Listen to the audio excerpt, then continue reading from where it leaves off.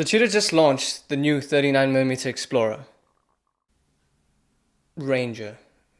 Ranger, yeah. Ranger. Explorer. So let's just come out and say it. This is the new Tudor Explorer. They call it the Ranger, but literally, there's barely any difference in that name, in that naming style. And it's 39mm now, which is conveniently replacing the old Rolex Explorer in 39mm. So same size.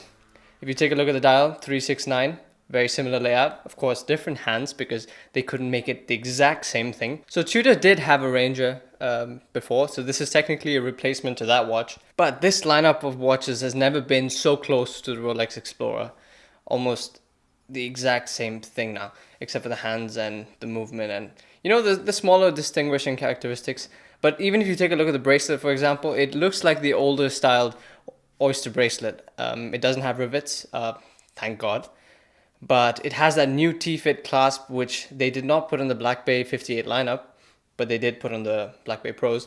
And that's a fantastic new system. It's nice, small, and has that beautiful extension system. So specifications wise, 39mm, very Explorer-like. Very clean layout, no date complication, so also very Explorer-like. The hands, they're slightly different. You have that sort of yellowish lume. I don't know if you could call it faux patina lume, but yeah, not so Explorer.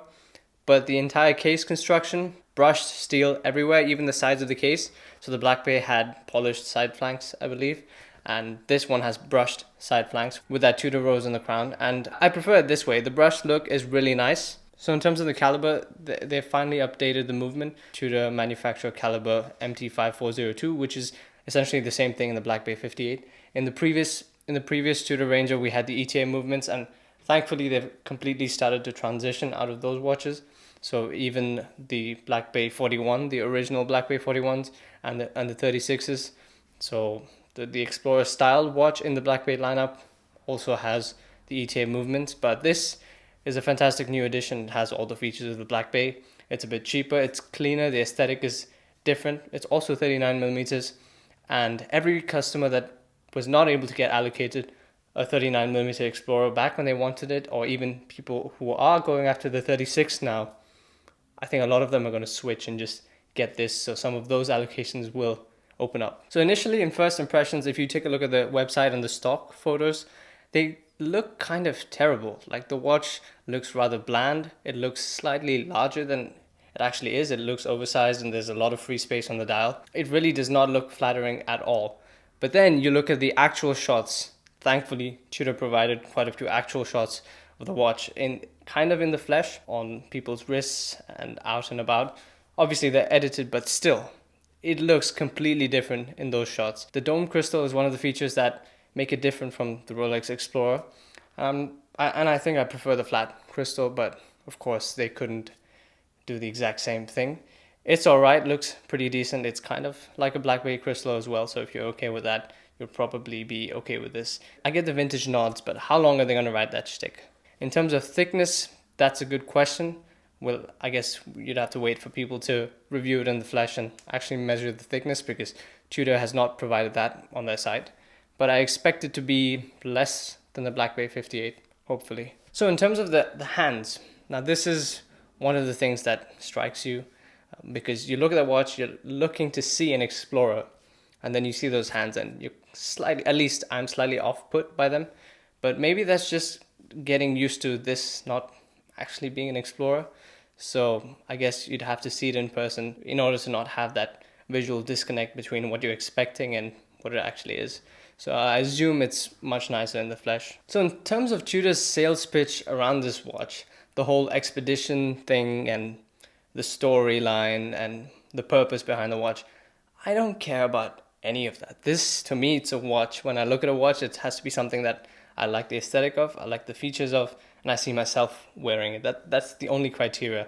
I don't care about the story, I don't care about who else wore it, and I don't care about what it accomplished, because that's not the reason for this. This whole Greenland expedition thing is just, to me, it's just too much of a sales pitch, and I really don't like it. I don't like the way they're trying to use emotion and bring those connotations to this watch and use that to try to get you attached and sell some story about reminiscing about something. And I hate that emotional attachment aspect thing that Tudor and actually all watch brands, they're all going for that because it's kind of a known way to sell, but it's tiring to me. Besides, it's not like the Speedmaster that went to the moon, which also incidentally, I really don't care about.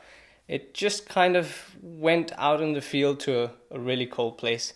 Maybe I'm completely underplaying all of this and don't know enough about it to make such a judgment, but that's the amount that actually reaches me, and then I skip it because I just care about the watch. So overall, what do I think? I think it's going to be a hit.